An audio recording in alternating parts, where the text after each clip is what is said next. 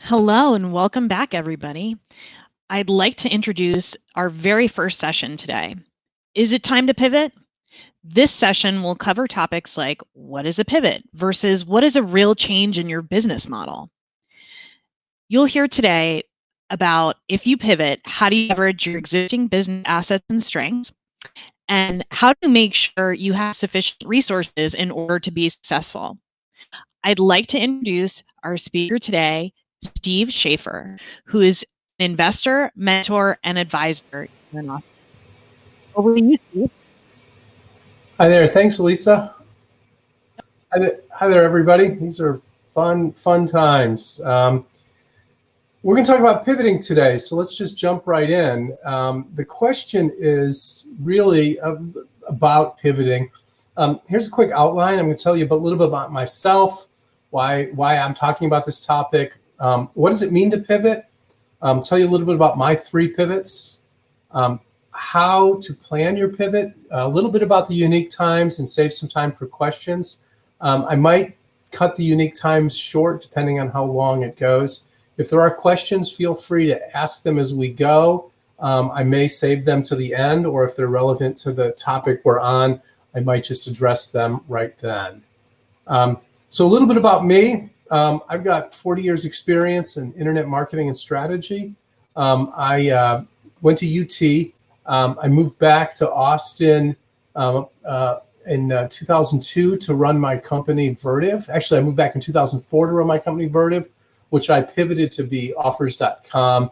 And I sold offers.com in December 2015 to Ziff Davis, which was part of J2 Global, a public company. Right now, I'm an advisor, a mentor, and an investor. And I do a lot of work with early stage companies, but I also do some with some higher growth companies as well.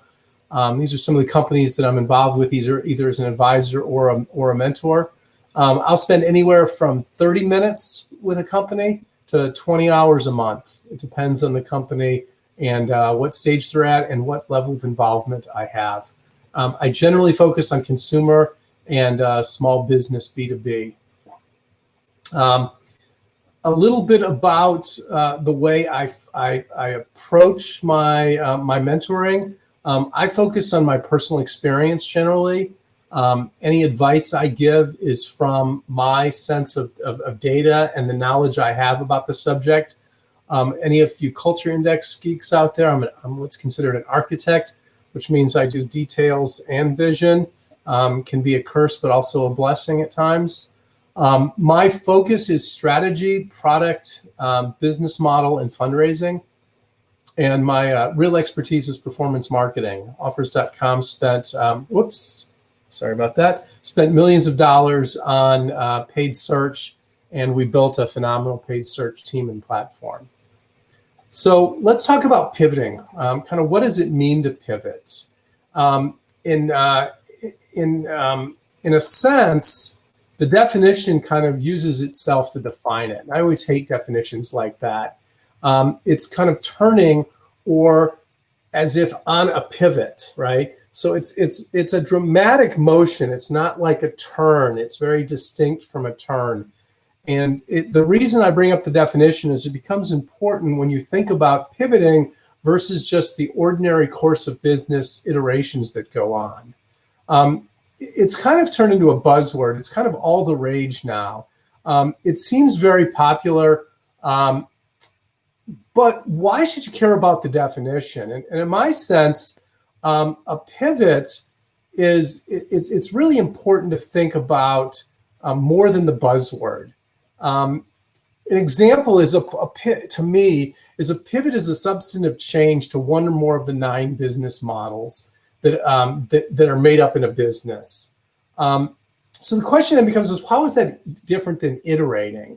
So in my sense, I prefer the original concept of pivot versus the one that I just shared above, which is really a fundamental shift in your business model. It can't just be we're going to change the price from being a medium tier to a high tier price point, or we're going to change the features in our freemium offering. It's really got to be a fundamental shift in the business something meaningful in the product, something meaningful in the target customer, or the direction of the business. In my opinion, if it's not that, then it really isn't a pivot, and it's really just iteration.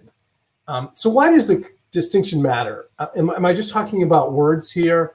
And I'd like to say no. I'd say the best companies are always adaptive, always flexible, and always learning organisms. You should always be iterating your business model, in my experience, in my opinion. I would call these 10 to 25 degree shifts, right? But a pivot is a much bigger change. It's necessary for survival or growth. It's when a business is at the crossroads, and it's usually more like a 90 or a 180 degree change. And that thus becomes the concept of pivoting versus just iterating, right? And I think that it matters dramatically in terms of which. And part of the reason is, I think when you pivot, you have to be able to answer the question, what are we going to stop doing, right? If you're a gym and you do online training, and you're going to add online training, and you think you can just add online training and not stop the physical gym, use the exact same trainers, the exact same resources, the exact same pricing model, that's going to be difficult. That's not really a pivot. That's more of an extension, right? But let's say you're a gym, and this is a true story of a company I met with. Let's say you're a physical gym, and when COVID happened, you're like, wow, I can't have any customers come in. I'm going to shift my business model completely to being an online, right? The software that was needed, the booking, the resources, some of the trainers that were great in person in the gym really couldn't train when it came to online. So you really, in my opinion, when you do a pivot, you really have to stop and say, what am I going to stop doing? And in the case of this successful gym pivot, they said they're never opening the gym back up. They made the decision that they really, truly were pivoting. It wasn't just a survival. We're going to keep doing our business the way we are after COVID, but they truly said we're going to shift completely. So let me share a couple examples of some successful pivots. Eli Whitney is kind of the first one. It's kind of an interesting one. This is more about the person, but he's really known for the cotton gin. But what he did was he took the manufacturing processes from the cotton gin, perfected them in making guns. Didn't make any money selling cotton gins, but used the processes perfected around making cotton gins to sell guns. YouTube started as a video dating service. That's obviously a major pivot. Slack had built a game called Glitch that wasn't very successful. And what they did is they found the tools they were using to manage the game, which was their communication tool, was Slack, made for a better product, and they released that. Shopify is probably my favorite example of a pivot. What they did is they were a snowboarding site, and they ended up going on and becoming a shopping site. They couldn't find good technology to build their shopping and their store, so they released that, and that became their business. That's a great successful example of a pivot. A little bit about my three pivots from 2002 to 2009. I had started as a consulting company. Very popular way to start a business. I pivoted in 2003 to being an affiliate marketing company with direct linking. And I didn't have any websites. The traffic just went from Google to my partner sites. I realized that wouldn't last very long. So instead of expanding on that business, I started building websites. And we built 20 vertical websites between 2004 and 2009. Those websites were everything from book club offers. Our final site was subscription.com. But over that period of time, every couple of months, we built a new website. And that was the business model of the company. It was successful. The company went from 120,000 in revenue in year one. In 2008, we were doing $7.5 million in revenue. And then we got to the point where it was difficult to keep growing and coming up with new sites to do and new concepts to do. So we started building offers.com. And the problem was we had this thing called the Great Recession. Right as we were getting ready to launch offers.com, the recession hit. Offers.com was going to consolidate all of the offers we had into a new site. The problem was that our biggest categories of book clubs and credit cards prior to the recession, which was 2/3 of our revenue, got decimated during the recession. So before we even could get offers.com out the door, we had to think about what to do, right? That was really going to be a brand extension or a line extension, but we looked at the situation, we analyzed it, and we made a decision, and I'll tell you a little bit about the outcome. In the summer, we had 20 vertical sites of 2007. We had about $7.5 million in revenue in 2008. And in Q1 of 2009, our revenue dropped by 23%. In all of 2009, we lost 65% of the revenue from our prior partners from 2008. The problem was it wasn't really clear how long the recession was going to last. So we were stuck in the situation of what to do, right? We looked at the market trends, and one of the things that we noticed was that the market trends were in favor of where we were heading, right? Where we were heading was about saving people money. So we decided to shift the focus on offers.com and make it about saving money. So to do that, we had to leverage our core strengths. We had people, we had about 34 employees at the time. We had partners. We had expertise in some technology we built. And we had a lot of know-how around paid search. But we had to decide, what are we going to stop doing? So the decision we made was we wanted a business with value. We had to stop the legacy business. So we stopped investing completely in the vertical sites, which means we stopped updating them. We stopped building new sites. The team had grown from 18 to 34 as part of building offers.com. We put our best resources on offers.com, and the other resources did what they could to keep the business going and the business afloat. And we realized we also needed to go faster. So we changed a lot of the infrastructure and a lot of the way we ran the company. So the outcome of our pivot, in February of 2009, we launched offers.com. We milked the current sites as long as we could. We didn't have to have any layoffs because we started shifting more and more of the resources to offers.com. And we were able to get a flat year in revenue in 2009. And we did $7.5 million in revenue. By 2010, we were back to growing again, and we were up 65% in 2010 with mainly just offers.com, and got the business on track to being a leader in the space of online couponing and deals. The graph is pretty dismal when you look at it in hindsight. The lines here are such that this line here, this slight purple line, is the offers.com revenue.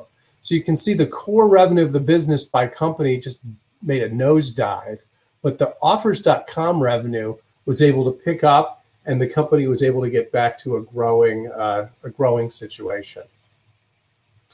So the key takeaways from that pivot, and why I like to talk about pivoting, is it took over 2 years for the credit card business to come back to any semblance to what it was. If we had waited during those 2 years, which we could have done, we would have pretty much had to lay off most of the company and just hunker down. But by pivoting, we were able to take the same resources, filled a key technical role to help the company grow, change the mindset of the company to, we can do this, we can reinvent the company, and able to get back on a fresh growth and trajectory. So the question then for you is, are you ready to pivot, right? Under normal circumstances, that's a question you need to ask. Under the crazy times we're in now, there's still companies that are struggling with the decision of, should we keep sticking to what we did and what works, or should we tweak, iterate the business model? Should we have a new product or a division, or should we have a major change, which I would consider a pivot, or do we restart completely? I've met some entrepreneurs that over the last couple of months have just closed down their business and are getting ready to start over when things get back to some sense of normalcy. Why pivot, though, is the interesting question. Whoops, sorry about that. Let me get back to. And oftentimes the reason to pivot is you have no choice, right? Or you see a new opportunity, or the trends are in your favor, or there's an idea that you always wanted to try, right? And in some cases, it's all of the above as to why a company decides to pivot, right? So how do you decide if a pivot is right for you? Well, I wouldn't rely on a pivot to bail a company out of a tough challenge. Don't assume that a pivot will instantly redeem your company. A new product or division might be better than a pivot. And you have to really think about, is the strategy worth considering, right? Can you leverage what you've got to build a defensible business with the talent you have, the technology you have, and the culture you have? If you can't leverage those three things you have, the talent, the technology, and the culture, a pivot isn't going to solve the problems, right? So the things to ponder is how. What are you good at? What can you leverage? What are the trends? What are the opportunities? What funding do you have to make a pivot happen? What's the staff? In most cases of successful pivots I've seen companies have to let some people go and add different resources.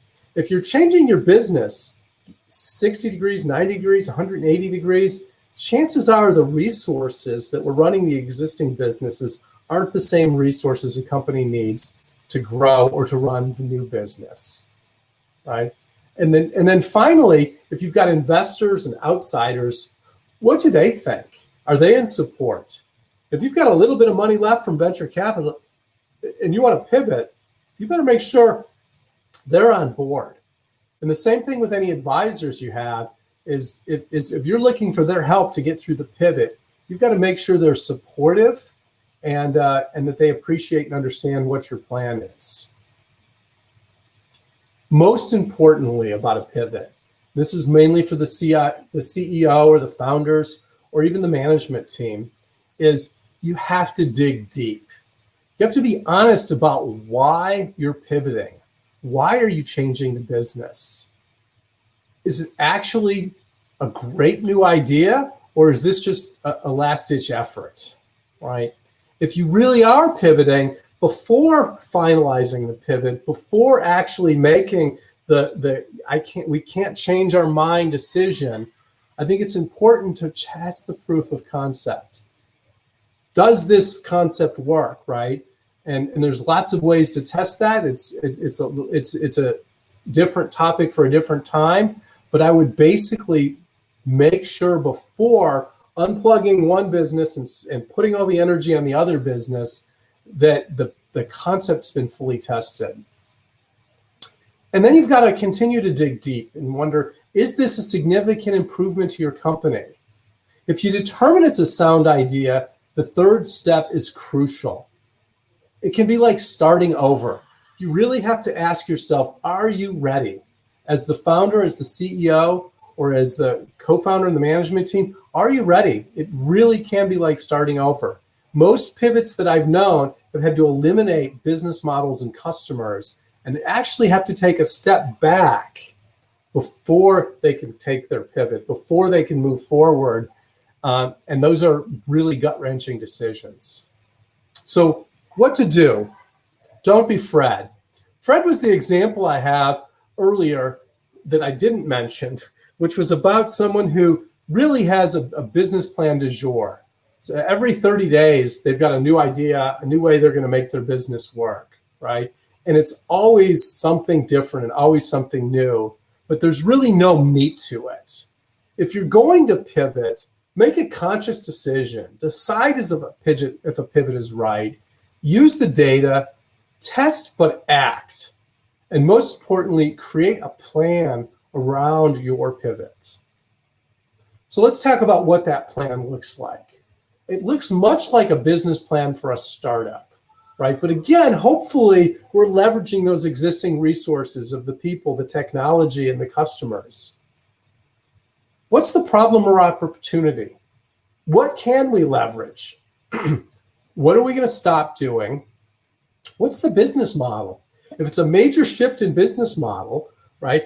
If you take the case of some of the pivots I used as examples earlier, it's a major change in the business model. What is that change? Who are the people we have? What's the board and advisor that's going to help us through this? And finally, what finances and capital do we need? Right? I ran into a business recently that had to pivot due to COVID, and before COVID happened, they were planning to raise $1.5 million kind of series seed round. And the problem is they all of a sudden did the pivot, and now they stayed on course. They thought, oh, well, we'll just go raise that $1.5 million seed round.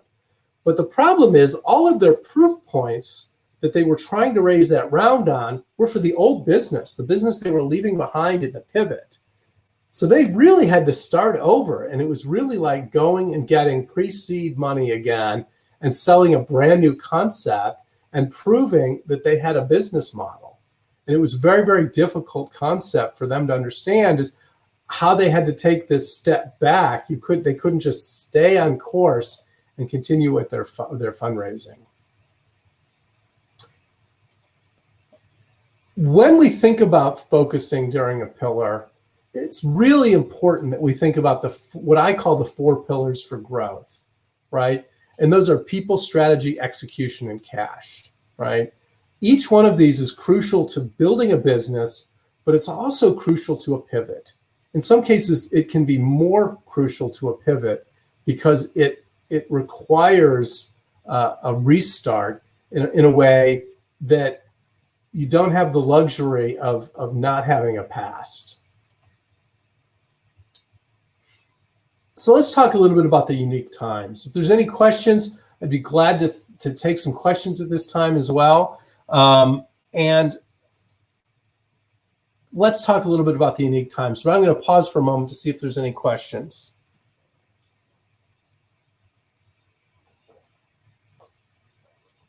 So the unique times we're in.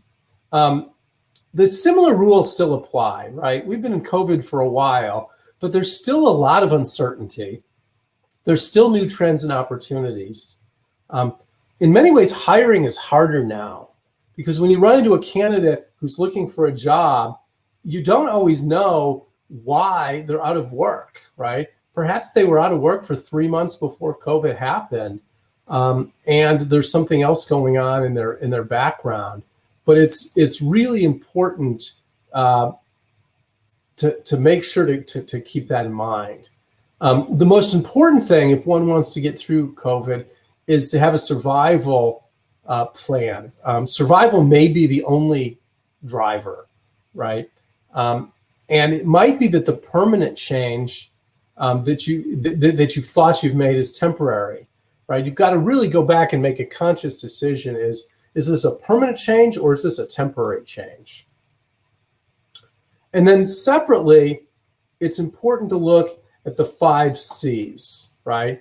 And those 5 C's are true whether you're in COVID or not in COVID. But I shared this at the early stages of COVID.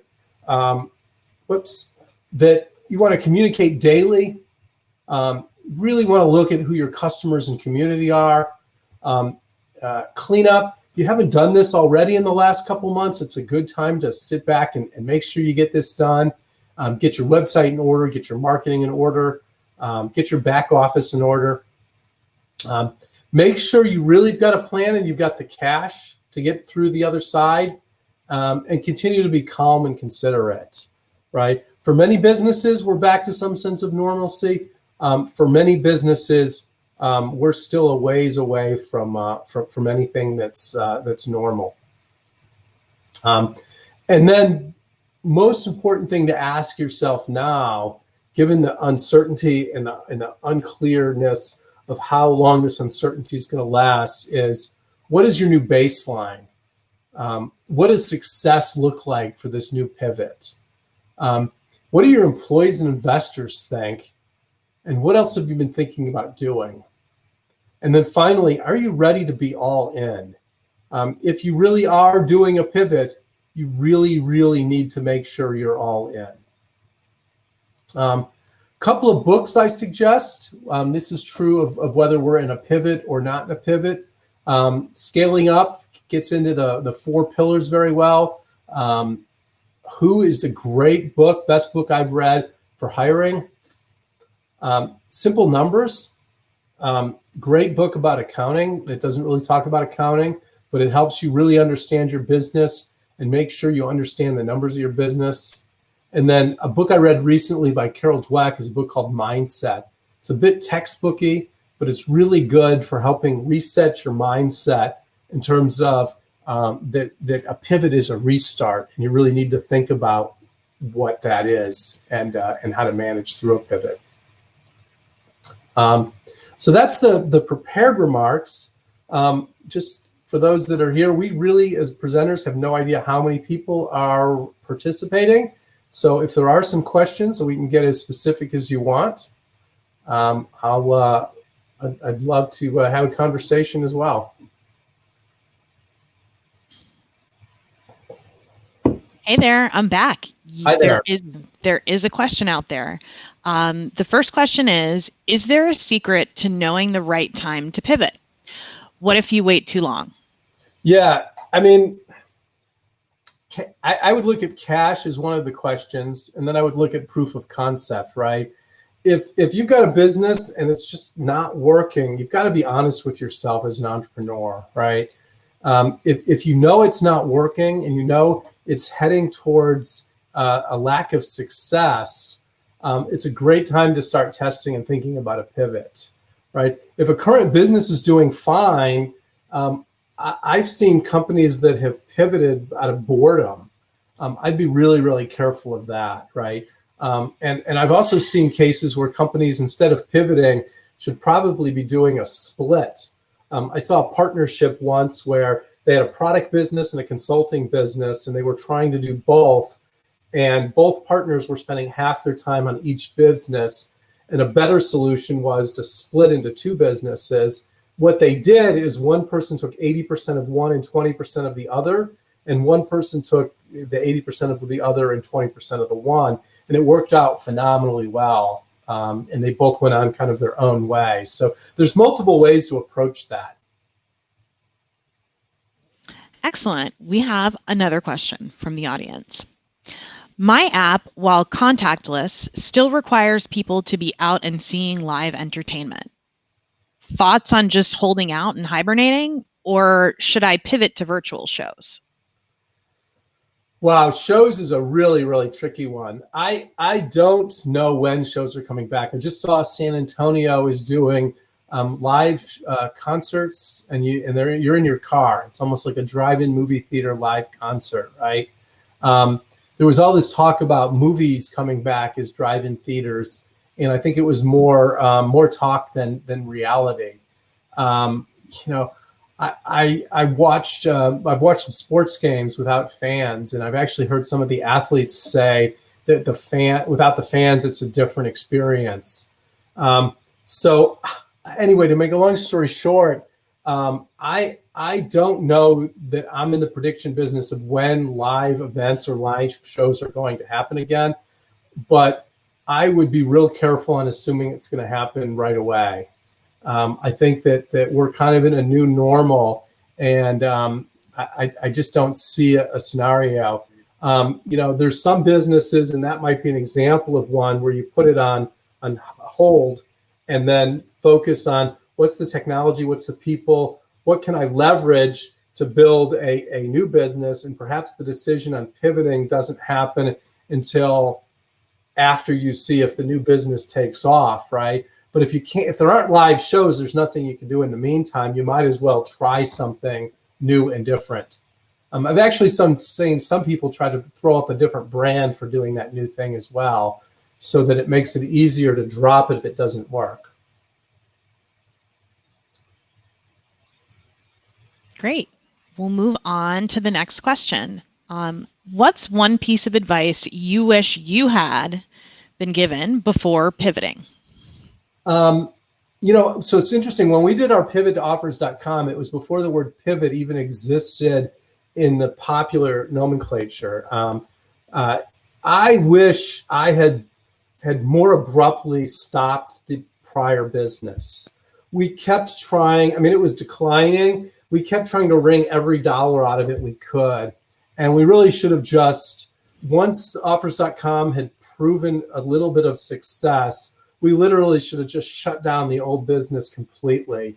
Instead, it became a distraction that did not add enterprise value to the company, and the cash it was throwing off would have probably been better served by us just forcing the other business to grow faster.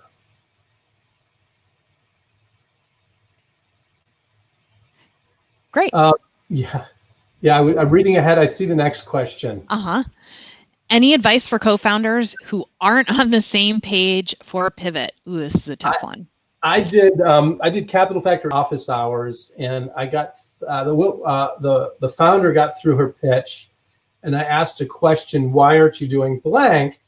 And her answer was, well, that's what I want to do. My co-founders want to do what I've just presented to you. And I said, wow, that's quite interesting. That's a challenge, right? In that particular case, there were 3 co-founders, and it was the CEO that wanted to pivot to a slightly different idea. It was a 60, 70 degree change. It was a pretty major change. And it was a really interesting, it was just office hours, and it was a concept that required way more discussion. But what I've seen work is I've seen the splitting where you divide the business and split up the equity. I've seen people go raise money to buy out their partner who doesn't want to do the pivot. There's oftentimes, if you can prove that it's a good idea, there's folks out there. I tried to do that once and it didn't work out. The person who didn't want to do the pivot really, at the end of the day, just didn't care about destroying the business as long as his partner was gone. And turned out it wasn't a pivot issue, it was really a partnership issue. So that's the other thing I would be really careful of, is if partners can't agree on a new course of action, perhaps it's deeper than a strategic or a pivot issue. It could be one of, gosh, maybe this partnership isn't as strong as it needs to be. Surviving through a pivot for a partnership, if partners aren't on the same page, is harder than starting a business, because one will cling to the old while one is focused on the new, and it can be really challenging. We'll move on to the next question. What about when founders and investors aren't on the same page for a pivot? That's similar to the prior one, right? I mean, that one I would say, I'll be kind of curt there and say that it really depends on how much cash is in the business, right? If the company's out of money and they need the investors to put more money in to do the pivot, I'd say the investors are probably the ones holding the strings. If it's really that there's enough money to make it through the pivot, then I think it's about sitting down, finding other investors to either buy out the existing investors or having a real heart-to-heart with the investor and find out why. There's a good chance that there's another reason driving it. It could be the stage that their fund is at. It could be that they don't understand the pivot. The most common I've seen is that the founder thinks they're doing a pivot, but they haven't communicated that to their investors. And the investors are resisting the new ideas because they sound like distractions, as opposed to sitting down with the investor and saying, hey, here's some data, here's an opportunity, we're going to go pivot. And having a much more candid conversation is probably the best way to approach that. Good advice. Good advice. The next question is asking if you could put the slide back up with the recommended reading. Sure. How do I do that? Your slides are back up. And now we're looking there. Yep. Whoops, going the wrong way. Yeah, these are just 4 books. People always ask, well, what books should I read? And again, a lot of it depends on the stage a company is at. But these are 4 very different books that are not like, the latest business book. That I actually give these books often to entrepreneurs and, kind of talk this language. There's another book that people talk about a lot called Traction. And depending on your business, there's some advantages to traction over scaling up. But for most tech businesses, I prefer the concepts in scaling up versus the concepts in traction. Although there's enough differences that I prefer scaling up. Great, thank you. Any more questions out there? This is your last chance. And if someone wants to get more specific, I'd be glad to get, more specific as well, right? Because the questions have been pretty broad. If somebody wants to get into the specifics of their exact situation, I'd be glad to ask a follow-up or give you something to think about. While we're waiting for those questions, how can people get in touch with you? I do, depending on the time of year, either weekly office hours or monthly office hours at the Capital Factory. Email is best. It's just my name, steve@schaefer.com. I only accept LinkedIn requests from people that I've met. So after a talk, that's a great question you asked, by the way. So if don't link into me, send me an email. I will generally, with an introduction, without an introduction, if somebody has a business problem they want to present, I'll generally do a 30-minute meeting with anybody if they've got a problem they want to present. And again, it's my name, so it's steve@schaefer.com. Doesn't look like we have any more questions. Awesome. Well, those were some great questions. I hope that was helpful for everybody. Have a great rest of the startup week. And if I can be of further help, again, feel free to reach out to me over email. It was great advice, Steve. We really appreciate it. Thanks so much. Thank you so much for having me. Thanks. We'll be back in just a few minutes at 1:45 to introduce the next panel. See you soon.